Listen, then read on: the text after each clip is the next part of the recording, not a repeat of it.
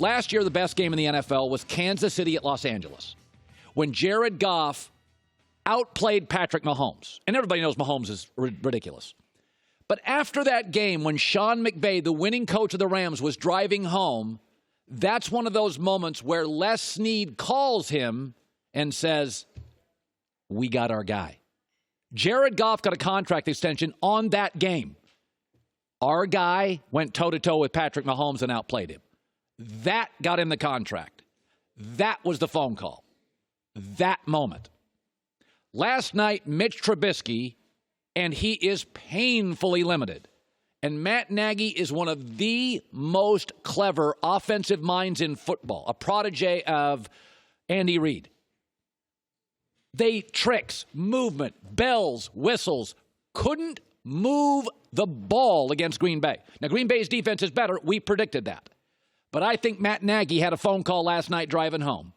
The kind of phone call you can't have in front of the players, the media, your coworkers. It may have been with Andy Reid. And Matt Nagy said, we moved up to get Trubisky in the same draft you moved up to get Patrick Mahomes. Man, did we mess up. Or it may have been with Ryan Pace as general manager saying, Coach, I'm giving you everything I got here. This is not good enough. But last night, you watched it. You are completely limited with Mitch Trubisky. The Bears' defense is fantastic, and they will win a bunch of games this year, and they're going to win them like this, 17-14, 23-20. But Tim Tebow won 7 straight games, too. It's not about just winning. It's how you win, because over the course of 15 years, a franchise quarterback's not always going to have a defense like the Bears or Tebow's Broncos. Some years, injuries, holdouts, you're going to have a terrible defense. That's when Brady, Aaron, Mahomes, Luck can carry you to the playoffs. Listen, I think Tramon Williams for the Packers after the game told you all you need to know about what NFL teams see on film facing Mitch Trubisky.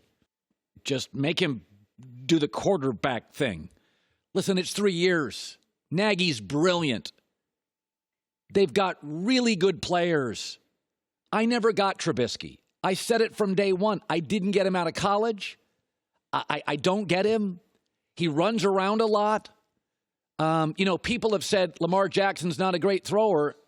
Lamar Jackson I saw 4 or 5 times last year unleash beautiful throws. Now, I don't think he's Mahomes.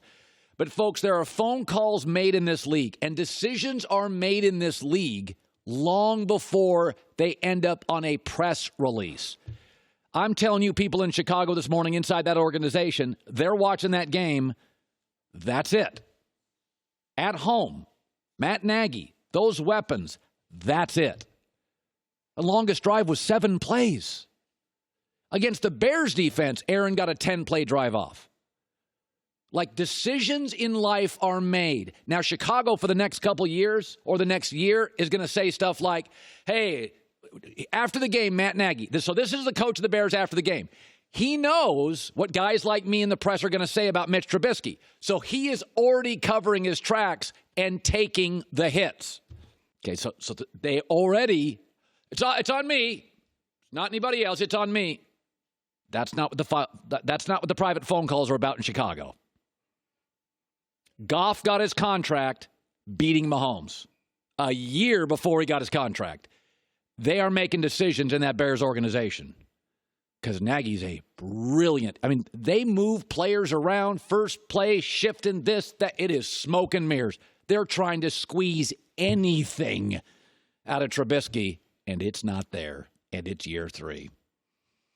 Now, it's PR for the next year. It's PR. My fault, somebody else's fault, his fault, because they know if they go to Trubisky and blame him, it will be an avalanche in Chicago. Let's talk about Green Bay. Let's specifically talk about Green Bay's defense. We have been saying this now for about 4 months on this show. This year will not just be about the relationship between Aaron and Matt LaFleur. It's going to be about the front office of the Green Bay Packers starting 2 years ago, realizing we got to get Aaron Rodgers some help defensively. I hope you heard this. Did you hear Aaron Rodgers after the game talking about the defense? This is as happy as I've seen Aaron Rodgers in a long, long time. The last 2 drafts, all defense. Last 2 free agency periods, mostly defense. It's paying off. It's been 9 years since the Packers had a top 10 defense. They will have a top 10 defense this year. I never understood Green Bay's belief that let's not worry about defense, let's just help Aaron. Why? Aaron's always going to elevate offensive people. What you don't want is Aaron doing this with his arms crossed on the sidelines, watching leads evaporate because Aaron doesn't tackle. Aaron's not a corner. Don't worry about the offense with Aaron Rodgers. Make sure the offensive line's good and protect him. But Aaron's going to take B receivers and make them A receivers. He's going to take B tight ends and make them A- tight ends. Aaron's going to elevate all your offensive players. Aaron can't help your defense. I'm tired of seeing Aaron Rodgers on the sidelines doing this, leading by 4, and they can't stop a nosebleed.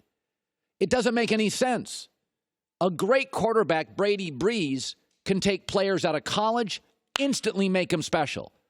But Brady, Rodgers can't do anything if they're on the sidelines. Brady Papinga's a former Packer defense. He talked about the shift the Packers made about 7-8 years ago in the front office. I couldn't figure it out, and the former Packer couldn't figure it out. Everybody always asks, why hasn't Aaron won more Super Bowls, blah, blah, blah, blah. Well, after we won the Super Bowl, I had the fortune to sit down with the guy who designed the team, Ted Thompson, and I got cut, by the way. That's why I was in the meeting with him. He's like, the reason why we're doing that is because we just feel with Aaron, we're not going to stop teams on defense. We're just going to look to outscore teams. And I'm sitting there, and I'm like, Ted, you're a former linebacker. What are you talking about? I mean, like, the defense always sets you up. I mean, just think about this. Tom Brady last year in the Super Bowl did not play well. He won. The year before, Tom Brady was amazing, 500 yards and lost. Which Tom Brady do you think was happier? The 500 yards and lost, or the play poorly and won?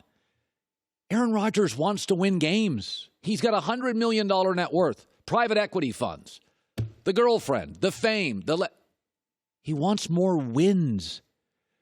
I mean, Green Bay have finally given him, through drafting and free agency, a real defense. Now, it should be noted, most of the quarterbacks Green Bay will face this year are better than Trubisky. They won't look like this every week. But the end of the game, Al Michaels, Chris Collinsworth, I summed it up. It's nice. Like, Aaron's got the money, the fame, the legacy. He wants wins. You cannot win, even as a legend, on the sidelines. You want your quarterbacks with the ball, taking a knee. Want your quarterbacks running the ball. Want your quarterbacks freezing the game. Can't do that if you have the 17th, 23rd, 29th best defense. Aaron's finally got a Super Bowl-capable defense. Good for him. Hi, everybody. Thanks for watching. Subscribe here to get the latest from the show. Also, be sure to check out more of the best clips from The Herd or go watch a few segments from other shows on FS1.